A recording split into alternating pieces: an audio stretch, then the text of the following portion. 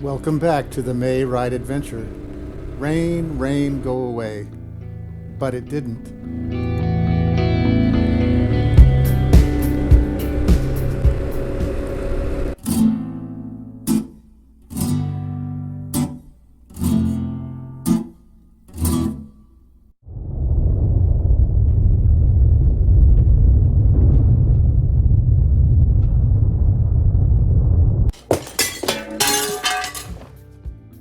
As predicted, day weather hadn't improved.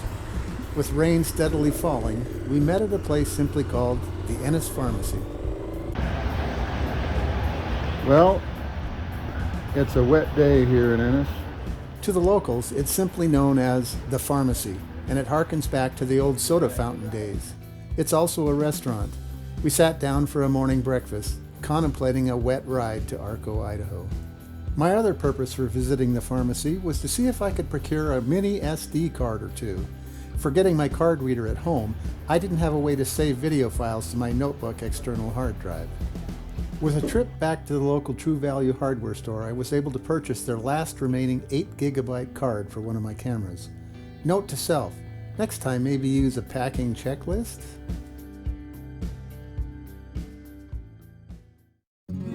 Heading west on a wet Montana Highway 287, we rose up out of the Madison River Valley. The view wasn't quite as spectacular, however, as it appeared in another trip in the truck.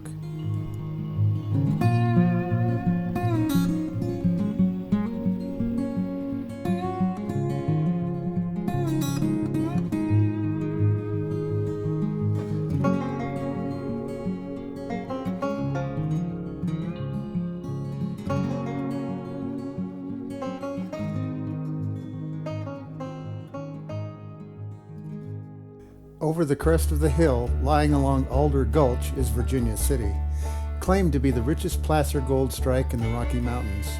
It is said that more than $100 million worth of gold has been removed from this rich ground.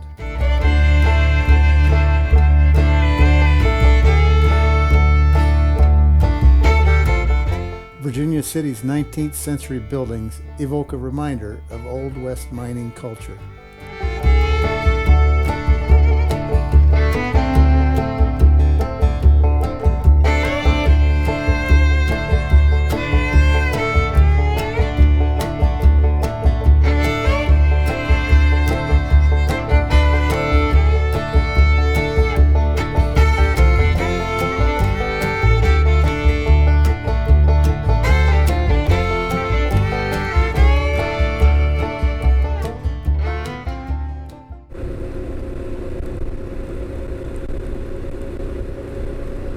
Another throwback from the old mining days, the nearby town of Nevada City also holds on to the past, with a plethora of old mining equipment and the old portion of town now a fenced-off tourist destination.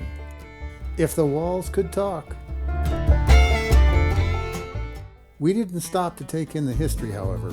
With many miles to go, we were looking forward to drier climes.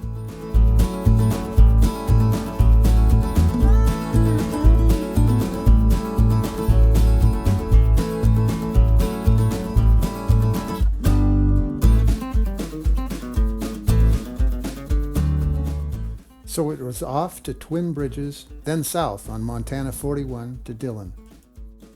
Just outside Nevada City, you can see the gold mining tailing piles that follow the stream bed.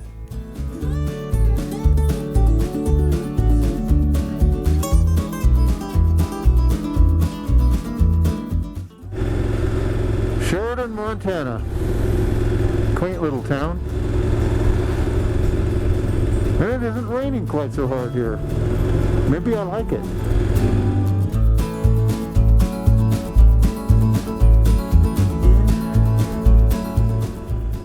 Yes, any break in the weather at that point was a welcome sight.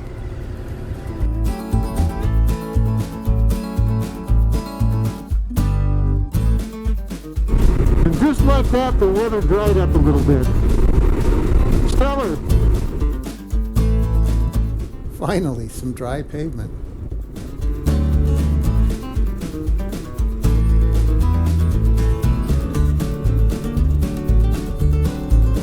Made it to Dillon. Pulling into Dillon, the skies gave us a reprieve. Time for a gas stop and to hunt down an SD card or two.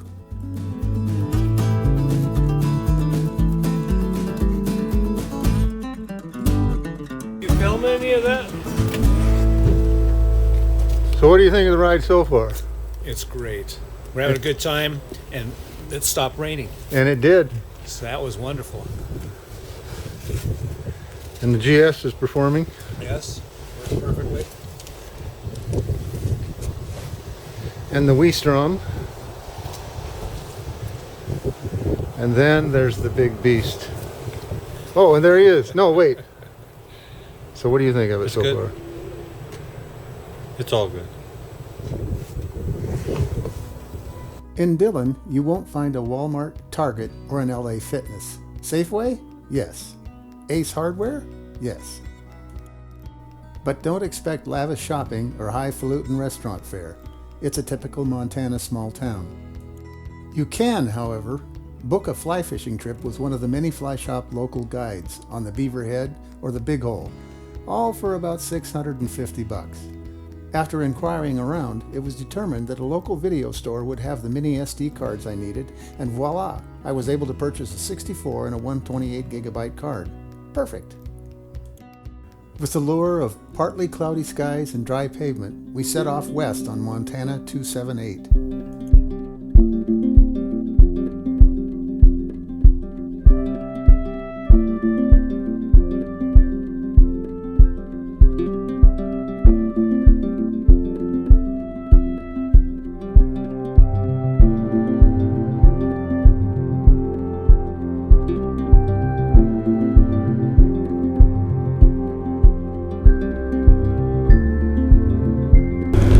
The big town of Jackson.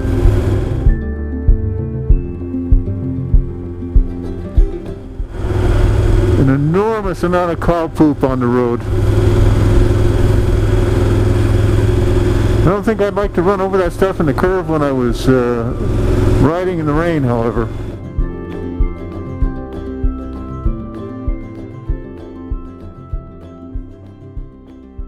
As we traversed the Big Hole Valley, we could see a huge storm cell to the south, just about the location where we were eventually headed.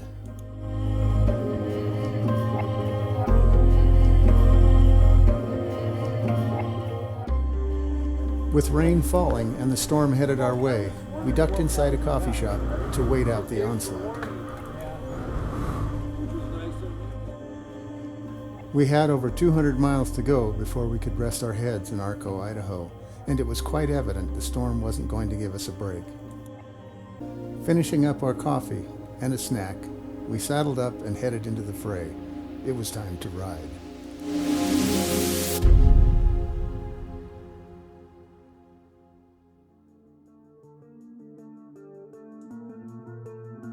Climbing Chief Joseph Pass, the display on the KTM told me that the outside temperature was dropping. We began seeing snow on the sides of the road. Then, snow began to fall. I continued to watch the temperature drop and could only speculate whether we'd encounter ice on the roadway. We'd made it to Idaho and the US 93 junction. The worst was basically over, but dropping down the other side of the pass, I took it easy just the same.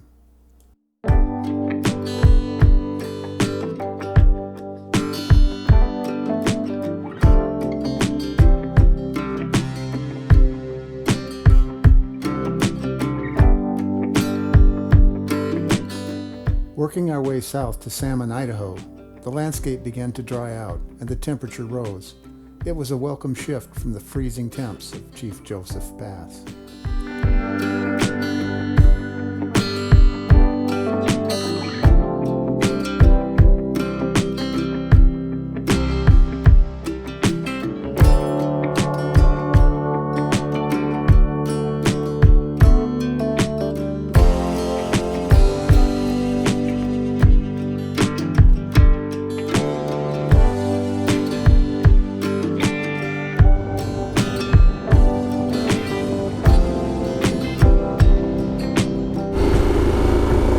Welcome to Salmon, Idaho.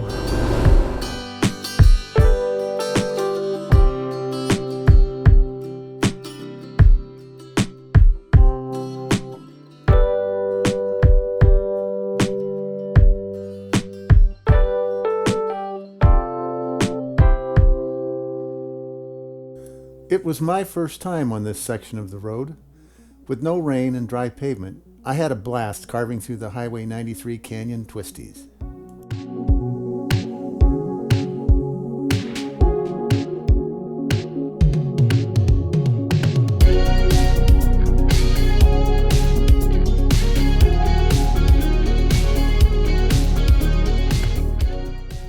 I'd stopped a few miles back to insert one of those new SD cards, so the guy stopped to wait and see if I'd put myself in the river, I suppose.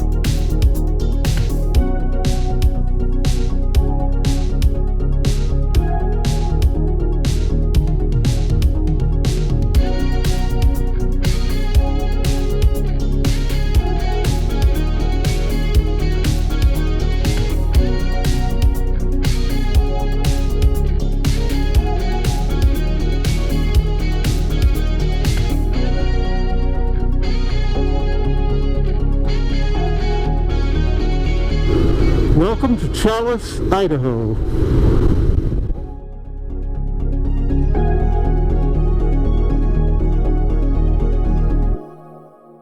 Although we reveled in the warmth of the sun, blue sky, and puffy white clouds, we knew it wouldn't last. Tomorrow would be a different story. The last push into Arco, however, provided loads of eye-catching scenery.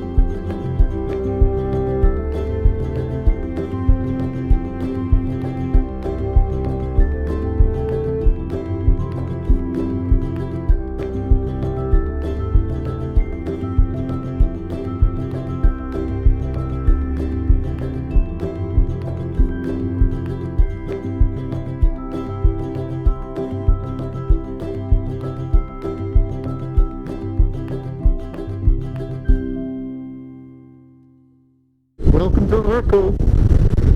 This will be our stop for the night. Hopefully they have our room ready for us.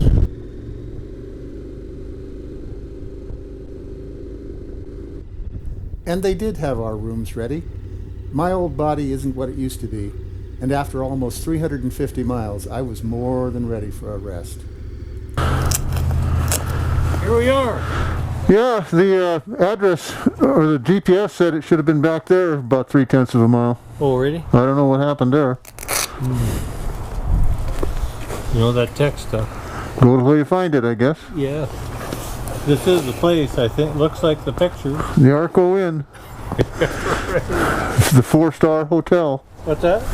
The 4-star hotel. 4 stars out of how many?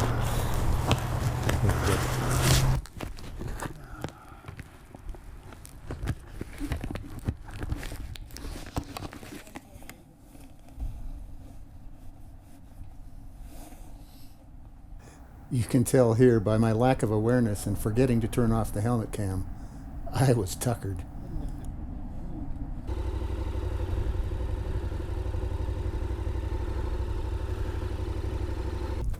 Unpacking the bike, I settled in for the night. The rooms were definitely Spartan, and the rate fairly cheap. But what more does one really need after a long day's ride?